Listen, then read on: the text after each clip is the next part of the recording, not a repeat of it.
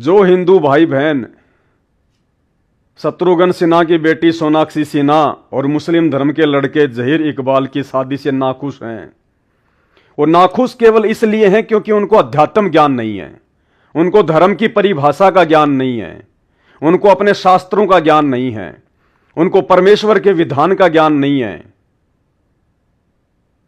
खुद धर्म और जातियां बना के खुद ही उनकी बेड़ियों में फंस गए, मनमुखी रूप से अपने आप को सर्वश्रेष्ठ समझने लग गए। तो जिन जिन हिंदू भाइयों को इस शादी से नफरत है कि सोनाक्षी सिन्हा ने हिंदू होते हुए मुसलमान लड़के जहीर इकबाल से शादी क्यों की, तो मैं उन भाइयों को बताना चाहूंगा जो मुसलमानों से नफरत करते हैं अपनी अज्ञानता के चलते। भाई, इस देश का मुसलमान तुम हिंदुओं की रग रग में बसा हुआ है, तुम्हारे खून के कतरे कतरे में बसा हुआ है, तुम्हारी हर एक श्वासों में बसा हुआ है। कहां कहां से मुसलमानों को हटाओगे? ये नफरत केवल एक ढोंग है, पाखंड है, अपनी रोटियां सेकने के लिए, या चंद लोग जो यूट्यूबर हैं उनको मसाला मिल जाता है एक वीडियो बनाने के लिए, यूट्यूब से 2 पैसे कमाने के लिए। बाकी हिंदुस्तान के हिंदुओं की रग रग में मुसलमान बसा हुआ है। मुसलमान के बिना हिंदू अधूरा है, बाहरी दिखावे में चाहे कितनी बात क्यों ना करे। आज हिंदुस्तान के 50% हिंदू जो हिंदू मुस्लिम नफरत की बात करते हैं, आज उन लोगों के पास 3 मिनट का समय अपने खुद के जन्मदाता, अपने माता पिता के पास बैठकर बात करने का समय नहीं होता। लेकिन इस मुसलमान की, सलमान खान धर्म से मुसलमान, इस मुसलमान की 3 घंटे की फिल्म और जेब से 1000 रुपया बर्बाद करके देखने का समय है। खुद के माता पिता से बैठकर बात करने का समय नहीं है, खुद के माता पिता की बात ध्यान से सुनने का समय नहीं है। लेकिन उन हिंदुओं के पास जेब से पैसे खर्च करके और इस नंगड़ व्यक्ति की, नंगड़ क्योंकि ये नंगा है आपके सामने, इस नंगड़ व्यक्ति की फिल्म अपनी जवान बहन बेटी के साथ में पिक्चर हॉल में बैठकर 3-3 घंटे देखने का समय है। और फिर भी मुसलमान से नफरत। भाई, मुसलमान हिंदुओं के दिलो दिमाग में बस चुका है, रग रग में बस चुका है। खाली दिखावे के लिए नफरत है, बाकी नफरत नहीं है। और कहां कहां मुसलमानों को निकालोगे भाई? मुसलमानों से नफरत करने वाले मेरे हिंदू भाइयों, कहां कहां मुसलमानों से पीछे हटोगे? जब तुम बीमार होकर हॉस्पिटल में जाते हो तो डॉक्टर से फिर ये क्यों नहीं पूछते कि डॉक्टर हिंदू है या मुसलमान? डॉक्टर से भी पूछा करो कि डॉक्टर साहब आप हिंदू हो या मुसलमान, क्योंकि मैं तो मुसलमानों से नफरत करता हूं, मैं तो मेरा ऑपरेशन मुसलमान से कराऊंगा ही नहीं, मुसलमान डॉक्टर की मुझे आवश्यकता है ही नहीं। लेकिन उस समय तो बात तुम्हारी जान के ऊपर आती है, तुम्हें अपनी जान बचानी है ना, तो तुम नहीं देखते कि डॉक्टर हिंदू है या मुसलमान है, झट से ट्रीटमेंट शुरू करवा देते हो। अगर इतने नफरती हो, अगर मुसलमानों से इतनी नफरत करते हो, इतने यदि तुम कट्टर हिंदू हो, तो भाई जब तुम्हें कैंसर होती है, गुटखा खाने से, बीड़ी पीने से, शराब पीने से तुम्हारे गुर्दे खराब हो जाते हैं, लीवर खराब हो जाता है, और जब तुम हॉस्पिटल में पड़े होते हो तो उस समय डॉक्टर से क्यों नहीं पूछते कि ये डॉक्टर हिंदू है या मुसलमान है? जब तुम्हारे को ब्लड की आवश्यकता होती है तो उस समय डॉक्टर से क्यों नहीं पूछते कि डॉक्टर साहब रुकिए, मैं कट्टर हिंदू हूं, मुझे ये बताइए कि जो खून मुझे चढ़ाया जा रहा है ये हिंदू का है या मुसलमान का है? क्यों नहीं पूछते भाई? तुम तो कट्टर हिंदू हो ना, मुसलमानों से नफरत करते हो ना, तो ब्लड डोनेशन तो मुसलमान भी करते हैं इस देश में। तो उस समय आप क्यों नहीं पूछते? क्योंकि उस समय तो आपके प्राणों के ऊपर बात आ रही होती है, आपको अपनी जान बचानी होती है, उस समय आप नहीं पूछोगे। लेकिन समाज में नफरत फैलाने के लिए सोशल मीडिया पर कुछ भी बकोगे। जिस ट्रेन में आप यात्रा करते हो, उस ट्रेन की टिकट बुक करवाने से पहले यह क्यों नहीं पूछते विंडो पर कि ट्रेन का ड्राइवर हिंदू है या मुसलमान है? क्यों नहीं पूछते भाई? आप तो कट्टर हिंदू है ना, आप तो मुसलमानों से नफरत करते हैं। तो ट्रेन की टिकट लेने से पहले क्यों नहीं पूछते कि मुझे जिस ट्रेन की टिकट दी जा रही है उसका ड्राइवर हिंदू है या मुसलमान है? लेकिन नहीं पूछते आप। बाजार से सब्जी खरीदने जाते हैं, कितने हिंदू भाई बहन हैं जो सामने वाले का धर्म पूछकर सब्जी खरीदते हैं। याद भी नहीं आता होगा तुम्हें कि जिस व्यक्ति से मैं सब्जी खरीद रहा हूं वो हिंदू है या मुसलमान है। तो कहां कहां मुसलमानों से पीछे हटोगे? अपनी जिंदगी से मुसलमानों को कहां कहां निकालोगे? मुसलमान तो रग रग में बसा हुआ है भाई, मुसलमानों के बिना जीवन अधूरा है। जब तुम्हें सिलेंडर की आवश्यकता पड़ती है, अचानक से रसोई में सिलेंडर खत्म हो जाता है, फोन करते हो हमें तुरंत सिलेंडर चाहिए, इसी समय चाहिए, चाहे 50 रुपए फालतू लगे। और जब सिलेंडर की डिलीवरी करने जो डिलीवरी बॉय आता है तो क्यों नहीं पूछते कि भाई तू हिंदू है या मुसलमान है? क्योंकि मैं तो मुसलमानों से नफरत करता हूं, मुसलमान के हाथ का सिलेंडर मैं तो अपनी रसोई में नहीं रखूंगा। उस समय क्यों नहीं पूछते भाई तुम कि भाई तू हिंदू या मुसलमान है? लेकिन उस समय तो आपकी रोटियां आदि अधूरी रसोई में पड़ी हुई है, आपने सेकना है, भूख लग रही है, खाना है आपको। उस समय आप नहीं पूछेंगे। लेकिन सोशल मीडिया पर जो मर्जी बकेंगे समाज में नफरत फैलाने के लिए। जब आपकी गाड़ी अचानक से पंचर हो जाती है और जब आप पंचर की दुकान पर जाते हैं तो क्यों नहीं पूछते कि भाई तू हिंदू है या मुसलमान है? क्योंकि मैं मुसलमान से पंचर नहीं निकलवाता, मैं नफरत करता हूं मुसलमान से। लेकिन उस समय तो आपकी मजबूरी है, आपने बहुत अर्जेंट कहीं जाना है, आप नहीं देखते कि पंचर निकालने वाला हिंदू है या मुसलमान है, बस आपने तो सोशल मीडिया पर नफरत फैलानी है। आप जब किसी रेस्टोरेंट में जाते हैं, किसी ढाबे पर, किसी होटल में जाते हैं, क्या आपने कभी पूछा कि रसोई में जो खाना बना रहा है, जो शेफ है, जो डिलीवरी बॉय है, जो वेटर है, वो हिंदू है या मुसलमान है? क्योंकि आप तो नफरत करते हैं ना मुसलमानों से। आपने कभी पूछा जिस होटल में आप खाना खाते हैं तो खाना बनाने वाला हिंदू या मुसलमान है? लेकिन उस समय तो आपको अपने पेट की आग शांत करनी है, आपको भूख लग रही होती है। उस समय आप नहीं पूछेंगे हिंदू है या मुसलमान है, बस सोशल मीडिया पर आपने नफरत फैलानी है। दारू की दुकान, जब आपको नशा करना होता है, जब आपको गंदगी पीनी होती है, और जब आप दारू के ठेके पर जाते हैं, वाइन शॉप पर जाते हैं, क्या आपने कभी पूछा कि ये सेल्समैन हिंदू है या मुसलमान है? आप तो कट्टर सनातनी हैं, कट्टर हिंदू हैं। आप तो मुसलमान के हाथ से कोई चीज लेते ही नहीं है, आप तो नफरत करते हैं। फिर आप शराब के ठेके पर क्यों नहीं पूछते बोतल खरीदने से पहले कि भाई तू हिंदू है या मुसलमान है? क्योंकि उस समय तो आपने अपनी आग शांत करनी है, आप तो नशे के गुलाम हैं। उस समय आप नहीं पूछेंगे, बस सोशल मीडिया पर नफरत फैलानी है। और मीट की दुकान, ये तो बताने की जरूरत नहीं है,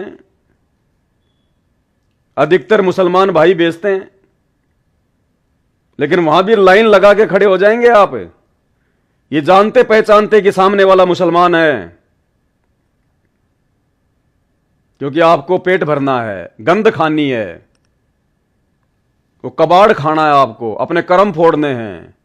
वहां आप नहीं पूछेंगे कि ये मीट बेचने वाला हिंदू है या मुसलमान है, जबकि वो टोपी पहने होता है, मूंछ कटा के रखता है, दाढ़ी बढ़ा के रखता है, घुटने तक का पायजामा रखता है, सफेद कुर्ता पजामा पहने होता है और दुकान के ऊपर नाम भी लिखा होता है, अरशद भाई मीट हाउस। लेकिन आप चुपचाप अपना मीट लेकर, वो गंद, वो कबाड़, वो गंदगी लेकर अपने घर चल पड़ते हैं। वहां आप नहीं पूछेंगे, क्योंकि आपको तो केवल सोशल मीडिया पर नफरत फैलानी है। तो भाई और बहनों, कहां तक मुसलमानों को अपनी जिंदगी से निकालोगे? कब तक ये हिंदू मुस्लिम नफरत वाला खेल खेलोगे? क्यों पाखंड फैला रहे हो? क्यों अपनी रोटियां सेकने के लिए लोगों में नफरत पैदा कर रहे हो? भाई पहचानो, पहचानो, पहले खुद को पहचानो। और खुद की पहचान भी आप नहीं कर पाओगे अपने आप से। खुद की पहचान को कहते आत्मज्ञान, और आत्मज्ञान के बिना यह प्राणी भटक रहा है, दर दर धक्के खा रहा है, धर्म और जातियों की बेड़ियों में फंसा हुआ है, उलझा हुआ है। ये आत्मज्ञान भी आपको पूरे विश्व में केवल संत रामपाल जी के शरण में जाने से ही प्राप्त होगा। आत्मज्ञान का मतलब स्वयं के विषय में ज्ञान। मैं कौन हूं, क्यों जन्मता हूं, क्यों मरता हूं, कहां से आया हूं, कहां जाऊंगा। जो क्रिया जन्म लेकर मैं कर रहा हूं, वो क्रिया तो गधा भी करता है, कुत्ता भी करता है। फिर मेरे में और जानवर में भला क्या अंतर हुआ? फिर मेरे को उस परमात्मा ने, उस अल्लाह ने ये विशेष बुद्धि, विशेष दिमाग क्यों दिया? मुझे ऐसे हाथ पैर क्यों दिए जिससे मैं काम कर सकता हूं? मुझे ऐसी बुद्धि, ऐसी सोच क्यों दी जो मैं अन्य से ज्यादा सोच सकता हूं, चिंतन विचार विमर्श कर सकता हूं, मंथन कर सकता हूं। यह होता है आत्मज्ञान। मेरे दादा मर गए, मेरे परदादा मर गए, ऐसे ही मैं मर जाऊंगा, क्यों मेरा जन्म हुआ, क्या मकसद है? यह है आत्मज्ञान। और यह आत्मज्ञान तत्वदर्शी संत की शरण में आए बिना, उनके सत्संगों को सुने बिना आप लाख जन्म भी प्राप्त नहीं कर सकते। उसके बाद शुरू होता है परमात्म ज्ञान। जब स्वयं के विषय में आत्मज्ञान हो जाए, फिर आवश्यकता पड़ती है परमात्म ज्ञान की, कि फिर इसका समाधान क्या है, जन्म और मरण से छुटकारा प्राप्त करने का उपाय क्या है, छुटकारा प्राप्त करके मैं जाऊंगा कहां, कैसे मेरी मुक्ति होगी। वो फिर परमात्म ज्ञान है जो सतगुरु की शरण में आने से प्राप्त होगा। और वो आत्मज्ञानी, वो परमात्म ज्ञानी, वो ब्रह्म ज्ञानी, वो महाज्ञानी आज इस पूरे ब्रह्मांड में केवल एकमात्र परमेश्वर सतगुरु रामपाल जी हैं। केवल परमेश्वर सतगुरु रामपाल जी। अभी मौका है भाई और बहनों कि आप लोगों के समकालीन वो परमात्मा धरती पर प्रकट है। आज आप चाहे हिंदू हैं, चाहे मुसलमान हैं, किसी भी धर्म और जाति से हैं, कोई फर्क नहीं पड़ता। बस इतना है, आप इंसान हैं, आप एक मनुष्य हैं, एक जीव है, और आपका जन्म केवल परमात्मा की भक्ति के लिए हुआ है। और परमात्मा की भक्ति और परमात्मा की प्राप्ति केवल सतगुरु रामपाल जी के सत्संग सुनने से ही प्राप्त हो सकती है, उनके शरण में आने से ही प्राप्त हो सकती है। दूसरा धरती पर कोई रास्ता नहीं है। कहीं भी भटक लेना, कितने ही अपने आप में चतुर बन के घूमते रहना, अंत में दुर्गति, दुर्गति, जीते जी यहां दुर्गति, और मरने के बाद 84 लाख योनियों में दुर्गति। तो भाई किस बात की नफरत फिर मुसलमानों से, और मुसलमानों की किस बात की नफरत हिंदुओं से? ये तो केवल आप लोगों की अपनी अज्ञानता है, आध्यात्मिक अज्ञानता। अरे एक शत्रुघ्न सिन्हा की बेटी सोनाक्षी सिन्हा ने यदि मुस्लिम धर्म के लड़के इकबाल जहीर से शादी कर ली, तो आप लोगों को आपत्ति किस बात की, दर्द किस बात का? दर्द किस बात का? यदि उस लड़की ने, जो हिंदू धर्म से संबंधित है, यदि एक मुस्लिम धर्म के लड़के को अपना पति बना लिया, तो इसमें आपत्ति किस बात की? इस देश में कितने मुस्लिम हैं जो राष्ट्रपति रह चुके हैं, कितने मुस्लिम हैं जो उपराष्ट्रपति रह चुके हैं, ये देखिएगा। ये जानते होंगे आप इन सबको। ये वो महापुरुष हैं जो मुस्लिम धर्म से संबंधित थे और इस देश के राष्ट्रपति और उपराष्ट्रपति पद पर रह चुके हैं।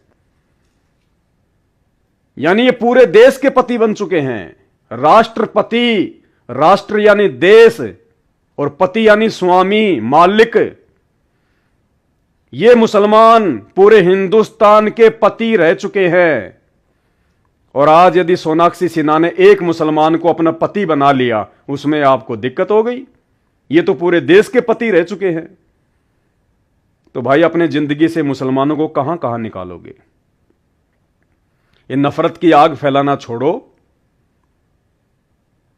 परमात्मा धरती पे आया हुआ है परम पूज्य सतगुरु रामपाल जी के रूप में।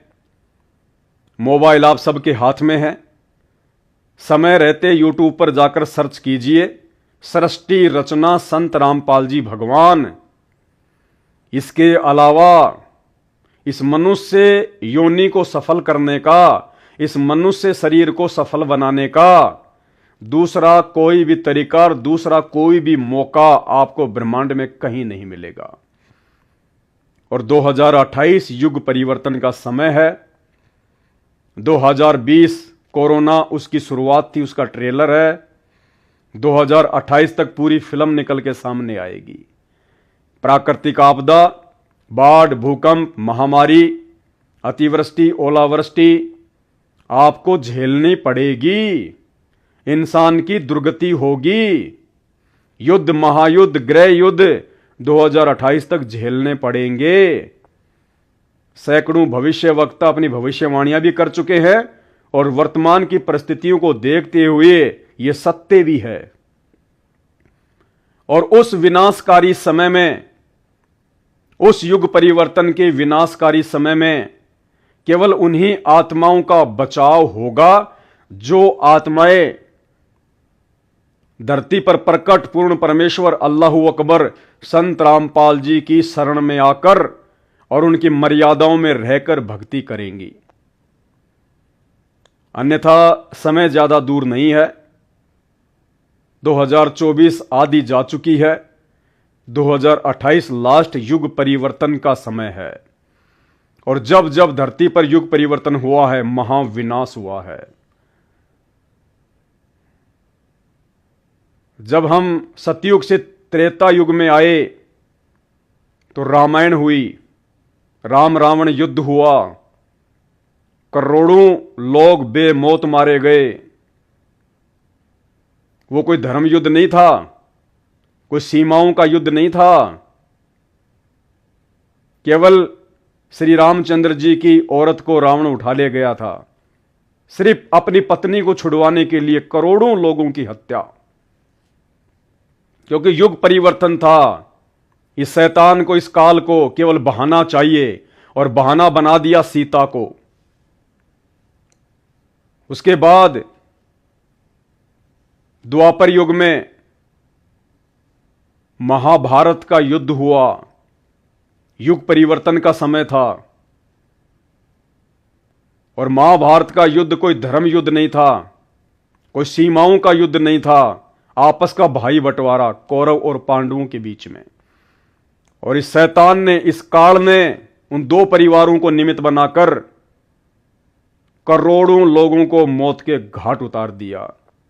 इसको केवल बहाना चाहिए था और बहाना बना दिया कौरव पांडवों का आपसी राज्य बंटवारा। अब भाई और बहनों, हम इस कलयुग से 1000 वर्ष के लिए सतयुग में जाने वाले हैं। मिनी सतयुग में महाविनाश होगा और 2028 उसकी डेट है। अगर बचाव चाहिए तो केवल एक ही रास्ता है, परम पूज्य सतगुरु रामपाल जी परमेश्वर। आज आपको हम प्रेम से समझा रहे हैं, आपसे हाथ जोड़ के विनती कर रहे हैं, प्रार्थना कर रहे हैं। समझ जाओगे तो आप भी बचोगे, आपका परिवार भी बचेगा। नहीं समझोगे, उनके सत्संग सुनना शुरू नहीं करोगे, उनकी शरण ग्रहण नहीं करोगे, तो कल को मजबूरन नाक रगड़कर उनकी शरण में आना पड़ेगा यदि जीवित रहे तो। अन्यथा अपने प्राणों की रक्षा का धरती पर दूसरा कोई भी साधन आपको नजर नहीं आएगा। तो हाथ जोड़ के विनती है, प्रार्थना है, विनती कर सकते हैं, क्योंकि हम मानव धर्मी हैं। हम ना हिंदू हैं, ना मुसलमान, ना जैनी, ना सिख। संत रामपाल जी के जितने भी भगत हैं, जितने भी फॉलोवर हैं, वो सब मानव धर्मी हैं। जीव हमारी जाति है, मानव धर्म हमारा। हिंदू, मुस्लिम, सिख, ईसाई धर्म नहीं कोई न्यारा। ना मैं हिंदू, ना मैं मुस्लिम, ना मैं सिख, ईसाई, और मानवता है धर्म आदि सनातन, बाकी सब कसाई। एक मानव धर्म को छोड़कर, संत रामपाल जी परमेश्वर जी के मानव धर्म को छोड़कर वर्तमान में धरती पर जितने भी धर्म हैं वो कसाई की श्रेणी में है। क्योंकि सब नशा करते हैं, सब चोरी जारी, मिलावट, व्यभिचार, शराब का भक्षण, 2 पैसे के लिए झूठ, वो कसाई की श्रेणी में है। तो आने वाले समय में 2028 के बाद दुनिया के तमाम इंसानों के द्वारा निर्मित मनमुखी धर्मों को संत रामपाल जी परमेश्वर जी के आदि सनातन मानव धर्म में मिलना पड़ेगा। दूसरा कोई ऑप्शन नहीं है। बंदी छोड़ सतगुरु रामपाल जी परमेश्वर जी की जय हो।